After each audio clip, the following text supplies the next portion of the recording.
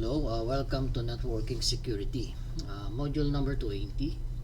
This is the introduction to Adaptive Security Appliance. So in this module, we're going to compare ASA solutions to other routing firewall technologies. Describe three adaptive security appliance deployment scenarios. So ASA firewall models.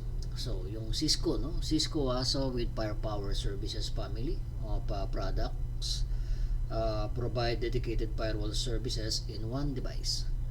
These are next generation firewall that deliver integrated threat defense across the entire attack continuum. So they combine proven ASA firewall with a source fire threat and advanced malware protection in a single device. So this includes Cisco Firepower 1000 or 2100, Cisco Firepower 4100 and 93.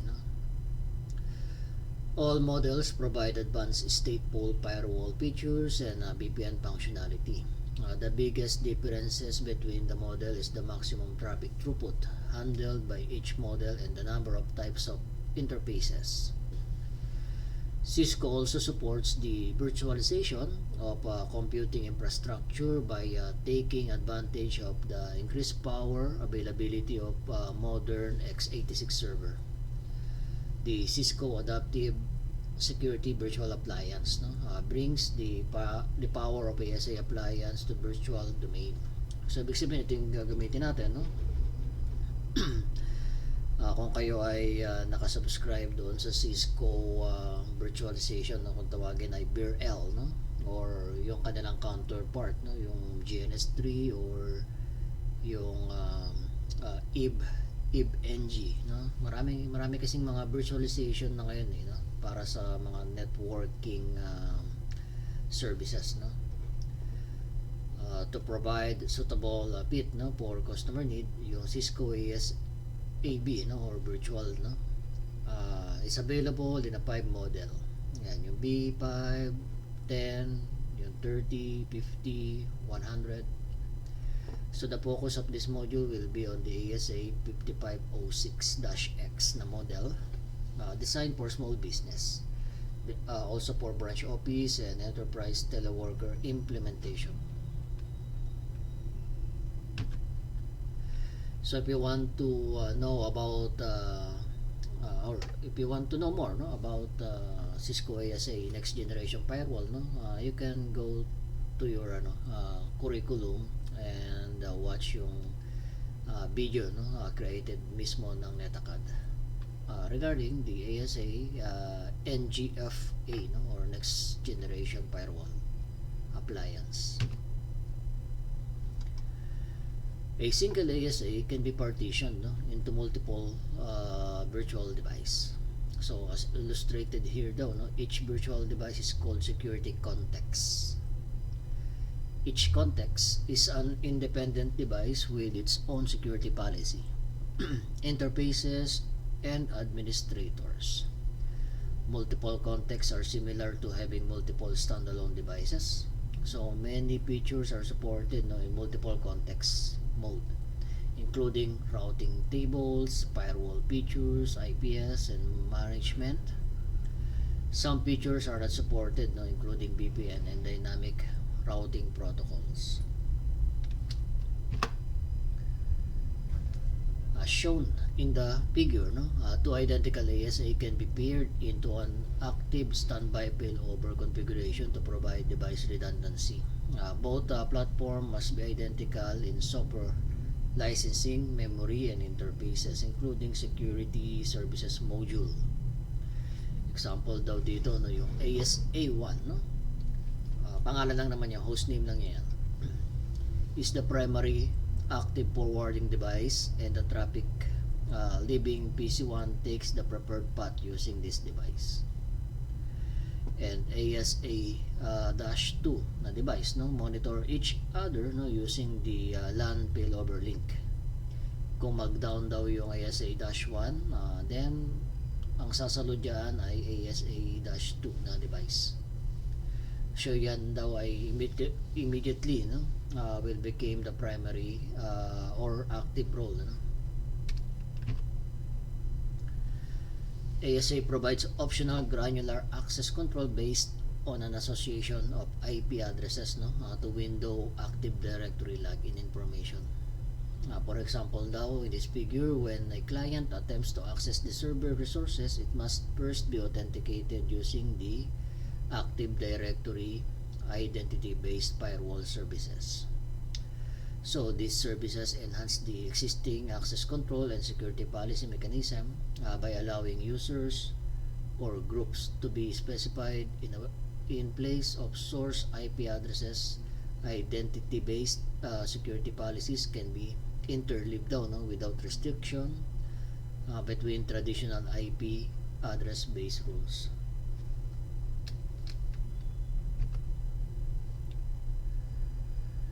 So the adaptive security appliance uses the advanced inspection and prevention module. Ayan, additional module. Anti-malware capabilities can be deployed by integrating the content security control, no, yung CSC module. So the Cisco Advanced Inspection and Prevention Security Services module, or AIPSSM, no, and Cisco Advanced Inspection and Prevention Security Services card, no, delivers protection against tens of thousands of known exploit, no. So usually mga add-on cards ito okay, na isasalpak nyo lang doon sa inyong firewall, no, para dagdag feature din, ano, bukod lang doon sa firewall feature niya.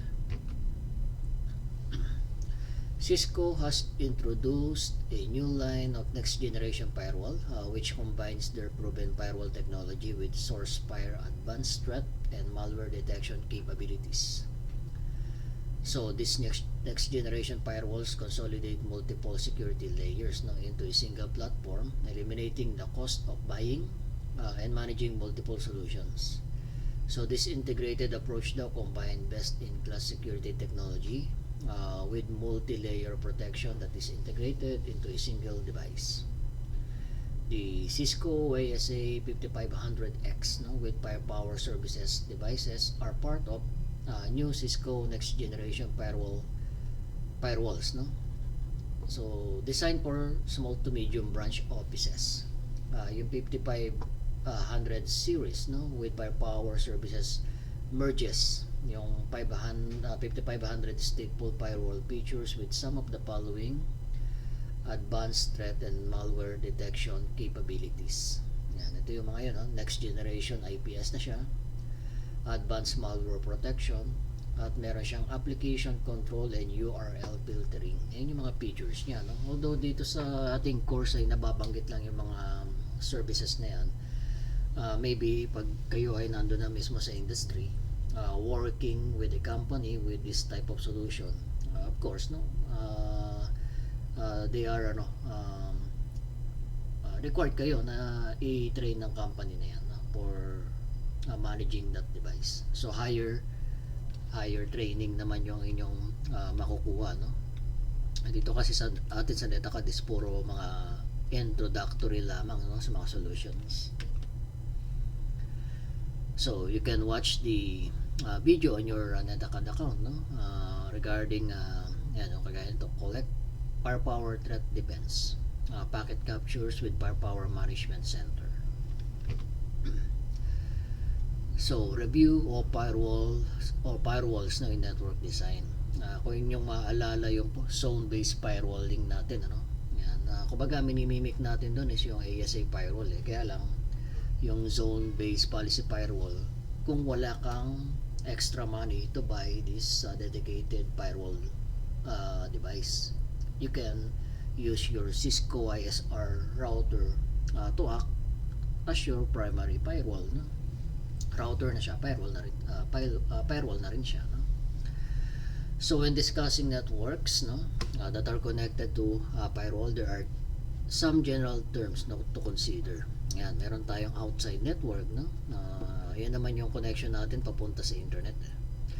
inside network, ito yung ating private network or local area network. And then we have the DMZ, no, demilitarized zone that allows both inside outside users to access protected network resources. Ang goal lang lagi is ihiwalay, no, yung servers natin doon sa ating inside network, no. Firewalls protect inside network from unauthorized access, no, by user who are on an outside network. They also protect inside network users, no, from each other. For example, no, by creating zones, no, administrator can keep the network that is hosting the accounting server separate, no, from other network in an organization. So, ito nakikita nyo yung illustration, no, yung figure natin, no, shows, no, illustrate how this zone interact for permitted traffic. The traffic originating from the inside network going to the outside network is permitted, no. Ibig sabihin may internet connectivity ka, nakaka-access ka ng mga websites, no.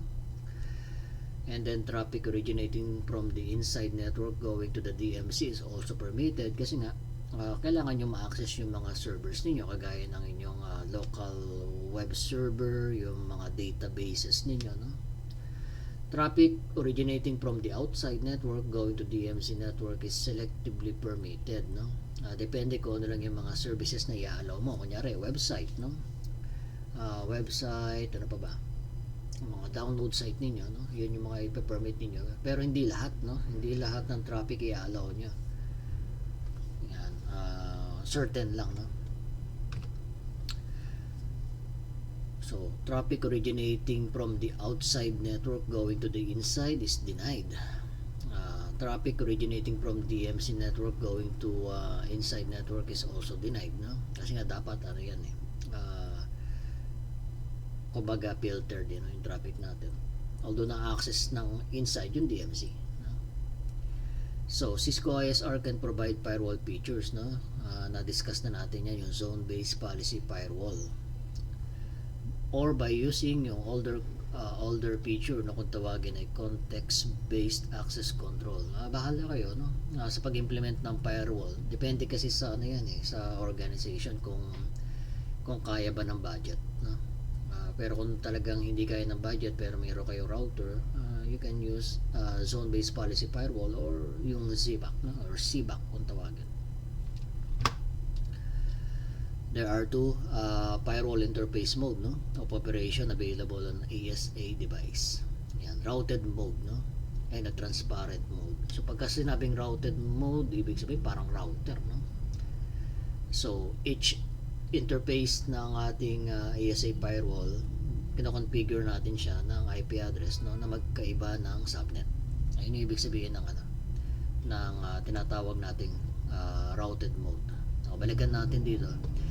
In a routed mode, no, two or more interfaces separate layer 3 networks, no. In this example, no, the ASA is considered to be a router hub, no, in the network and can perform NAT between connected networks.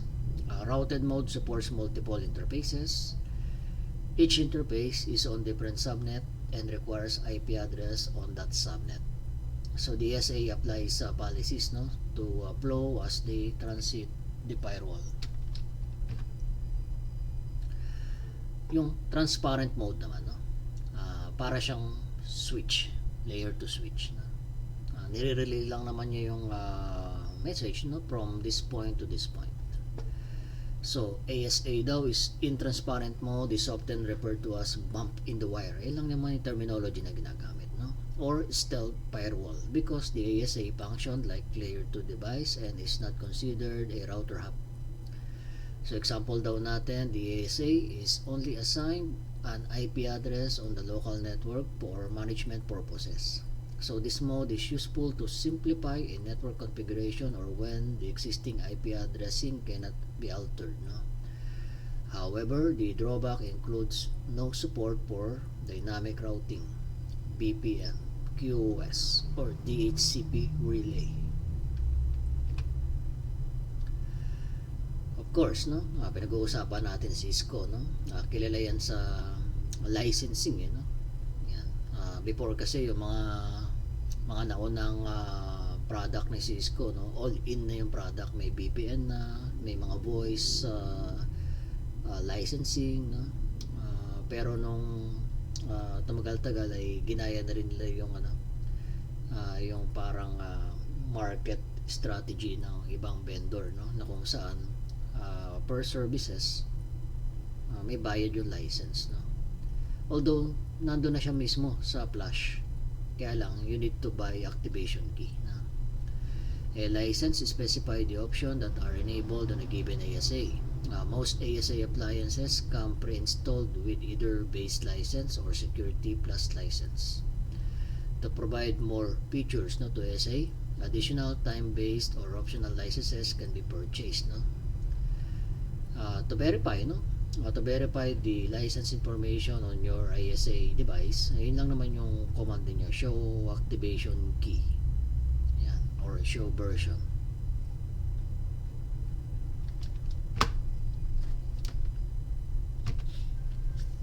So the ASA 5506 with Firepower Services delivers a high performance firewall, no. It include yung SSL VPN, IPsec VPN. Pagka sinabing SSL VPN, ano to, yung remote access VPN. Pwedeng web-based, no. Web-based ka kumukonect doon sa VPN mo, or may separate na application kang i-install sa client para yung client maka-tunnel, no, doon sa router. Yung IPsec naman, no, if you remember, no, yan ay yung point-to-point lang ng router na magkahiwalay ng area, no. Halimbawa, branch office saka central office. Gagawa lang kayo ng tunnel for that point-to-point connection for encryption. Enrich network services in a modular plug-and-play appliance. The default dynamic RAM memory is 4 GB and the default internal flash memory is 8 GB. In a failover configuration, 2 units must be identical daw, no? With the same hardware configuration, same number and types of interfaces, and the same amount of RAM. Failover is available with the Security Plus license.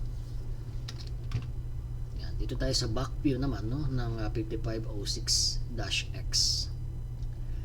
So makita nyo rito yung 12 volts power connector. Actually meron pa siyang iba pang power na bukod dito eh. Alam ko meron pa yan eh.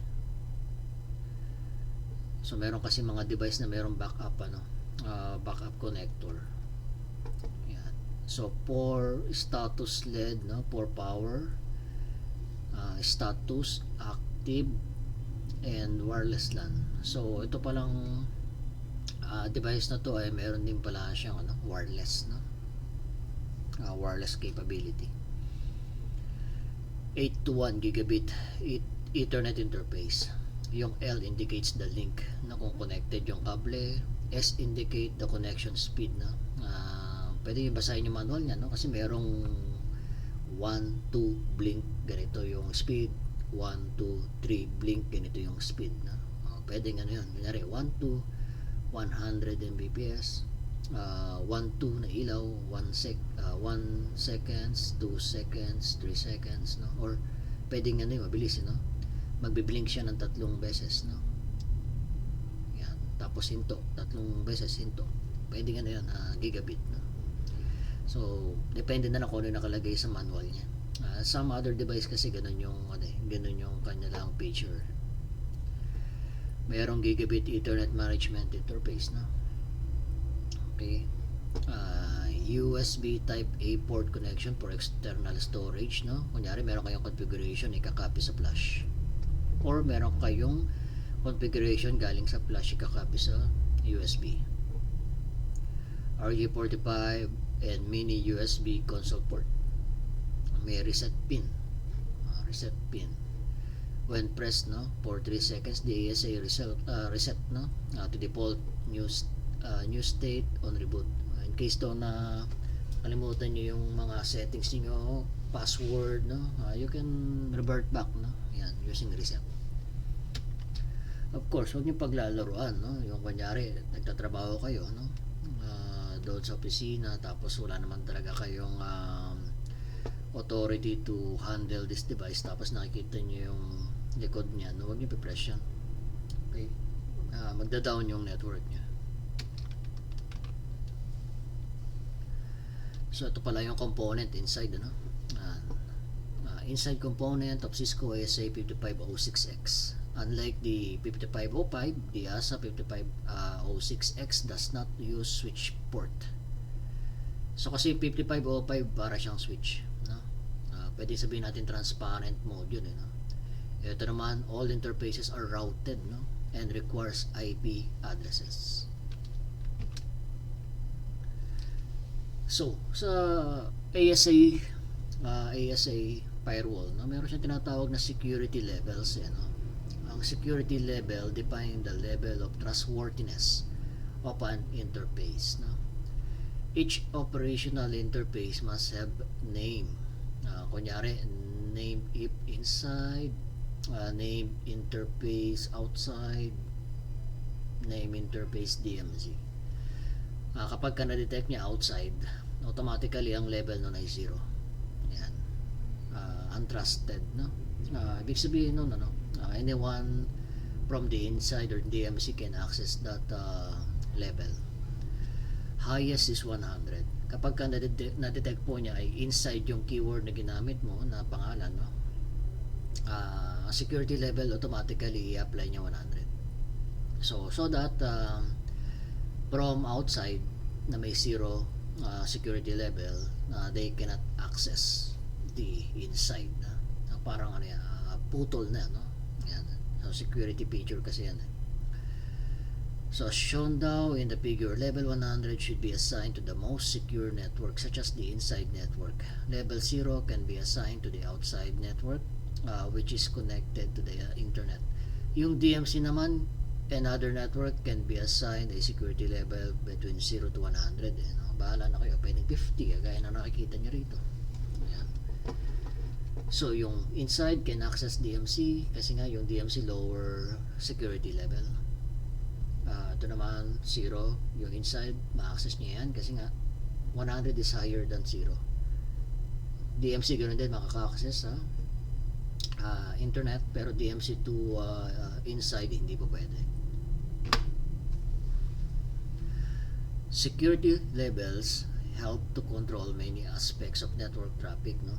As shown in the table below. Network access. By default, no, there is an implicit permit from higher security interface to a lower security interface outbound, no? Host on the higher security interface can access host on the lower security interface.